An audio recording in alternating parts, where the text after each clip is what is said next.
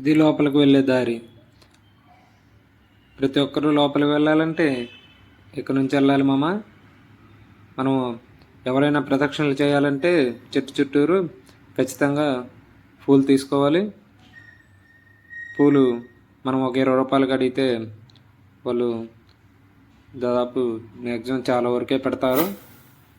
కానీ ఒక్కొక్క ప్రదక్షిణకి ఒక పూత అనేది చెట్టు దగ్గర వేయాలి మామ. మనం ఫస్ట్గా ఇప్పుడు పూలు తీసుకుందాం వెళ్ళి. ఇది గుడి లోపలికి వెళ్ళే క్యూ దారి. ఇక్కడ చాలామంది వాళ్ళ కోరికలు కోరుకొని పేపర్ల మీద అలాంటి వాటి మీద రాసి ఇక్కడ కడతా ఉంటారు. చూడండి మనకి కనిపిస్తున్నాయి కదా, అవన్నీ ఇక్కడ రాసి పెట్టిన వాళ్ళే. చూడండి మీరే. ఇక్కడ నుంచి మనం టెంపుల్ లోపలికి వెళ్దామా.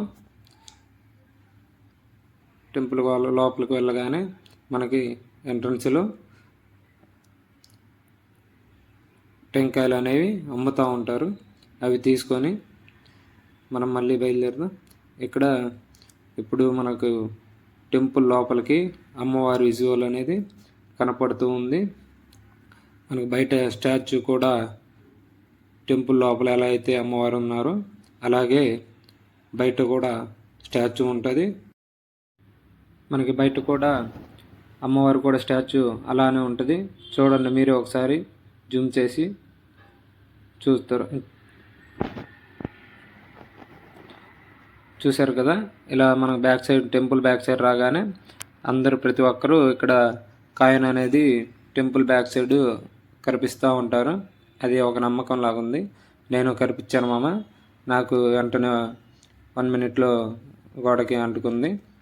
ఇక్కడ నుంచి మనం బయటికి రాగానే మనం అమ్మవారి టెంపుల్ దగ్గర ఏం అయితే కోరుకున్నామో అవి ఇక్కడ చెప్తే మనం ఎన్ని ప్రదక్షిణలు ఎన్ని వారాలు అనేది వీళ్ళు మనకి చెప్పి ఒక టోకెన్ ఇస్తారు. ఇన్ని వారాలు రమ్మని, ఇన్ని ప్రదక్షిణలు చేయమని. ఇక్కడ నుంచి చూశారు కదా, గుడి లోపల అమ్మవారు ఎలా అయితే ఉన్నారో బయట కూడా స్టాచ్యూ అలానే ఉంది. ఇక్కడ అమ్మవారిని దర్శనం చేసుకొని మనకి ఇప్పుడు ఇక్కడ తాళాలు అనేవి కనపడతా ఉంటాయి. ఇక్కడ మనం కోరుకున్న కోరిక ఇక్కడ లాక్ అని వేస్తే మన కోరిక నెరవేరుద్దంట. ఇలుగో ఇక్కడ తిరిగే వాళ్ళంతా ప్రదక్షిణలు చేసేవారు చెట్టు చుట్టూరు. చెట్టు చుట్టూరు మరి ఇక్కడ ప్రతి ఒక్కరూ ఆ టెంకాయని తిరిగిన వాళ్ళు కడతా ఉంటారు ప్రదక్షిణలు చేసి. ఇక్కడ పూలు తీసుకున్నాం కదా, వీళ్ళు ప్రదక్షిణ చేసే వాళ్ళంతా ప్రతి ఒక్కరు ప్రతి ప్రదక్షిణకి ఒక పూత అనేది అక్కడ వేస్తూ ఉంటారు. ఇక్కడ అందరూ వేసాక తిరిగాక కట్టి మళ్ళీ మనం బయటికి రాగానే చూడండి ఇక్కడ ఫుల్ రష్ ఉంటుంది మామ.